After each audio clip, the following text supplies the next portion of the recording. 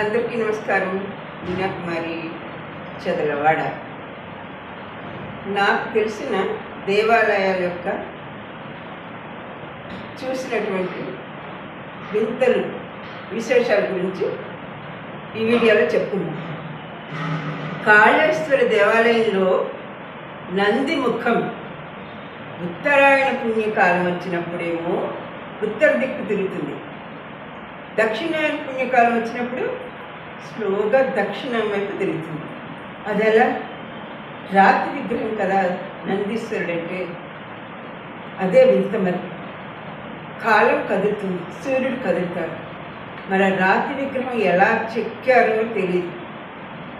అలంపురం బాలబ్రహ్మేశ్వర శివలింగం ఉంది అక్కడ. ఎన్ని ట్రక్కుల నీళ్లు తీసుకొచ్చి అభిషేకం చేసినా ఆ నీరు ఏమవుతుందో ఎవ్వరికీ తెలియదు. భీమవరం సోమేశ్వరుడు అమావాస్య రోజున శివలింగం నల్లగా మారుతుంది, పౌర్ణమి రోజు వచ్చేసరికల్లా తెల్లగా మారుతుంది. ఎంత వింతండి అది. సంగమేశ్వరాలయం అక్కడ శివలింగం వేప ముద్ద అన్నమాట. అది 6 నెలల పాటు నీళ్ళల్లోనే ఉంటుంది, తర్వాత నీళ్ళు వెళ్ళిపోతాయి. అయినప్పటికీ ఆ వేప ముద్ద అనేది చెక్కు చెదరకుండా ఉంటుందండి. కీసర గుట్ట, ఆ కొండపైన వందల సంఖ్యలో శివలింగాలు వాటంతటవే స్వయంభూగా వచ్చి ఉన్నాయి. ఎంత వింతండి.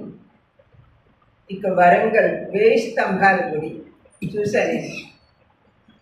అక్కడ సంగీతం పలికే స్తంభాలు ఉన్నాయి. రాతి నందిని ఇలా మీటితే కంచు శబ్దం వస్తుందండి. ఇది వింతే కదా. జ్వాలాముఖి ఆ శక్తి పీఠం అన్నమాట. అది అక్కడ విగ్రహం లేదు, ఎన్నో శతాబ్దాలుగా ఒక నూనె లేదు, వత్తి లేదు, అగ్ని జ్వాల అలా వెలుగుతూ ఉంటుంది. అది వింతే. లేపాక్షి 70 సంవత్సరాలు. నాకు తెలిసి, నేను చూసినప్పుడు సంగతి చెప్తున్నా, నాకు తెలిసి మా నాన్నగారు వాళ్ళు కూడా చెప్పారు. మా ఎన్నో శతాబ్దాలుగా అది కూడా ఒక స్తంభం ఉంటుందండి. అది హ్యాంగింగ్ పిల్లర్ అంటారు దాన్ని. వేలాడుతూ ఉంటుంది, భూమిని టచ్ అవ్వదు.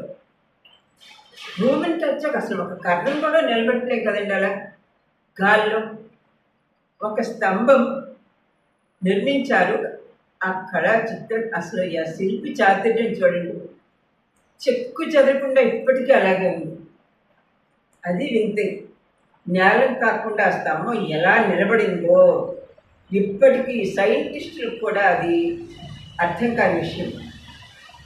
భారతీయ శిల్పకళా చాతుర్యం అనేది సైన్స్ కూడా ఎంతోమంది సైంటిస్టులు కూడా వచ్చి అనేక పరీక్షలు చేశారు. అజంతా ఎల్లోరా శిల్ప చాతుర్యం తెలుసు కదా. ఇంకా హరప్ప మొహంజోదారో, ఇవే కాదు ఎన్నో దేవాలయాలు మనం తలాల పైకెత్తి చూడాల్సింది. అరుణాచలం, మధుర మీనాక్షి అమ్మవారి గుడి అలా చూస్తున్నామని అనిపిస్తుంటుంది. ఎంత పెద్ద ప్రాకారాలు, ఎంత పెద్ద శిల్పకళా చాతుర్యం. నాకు తెలిసిన విషయాలు మీతో షేర్ చేస్తున్నాను. మీకు నా వీడియో నచ్చితే లైక్ చేయండి, షేర్ చేయండి, సబ్స్క్రైబ్ చేయండి. మీనాకుమారి చదలవాడ.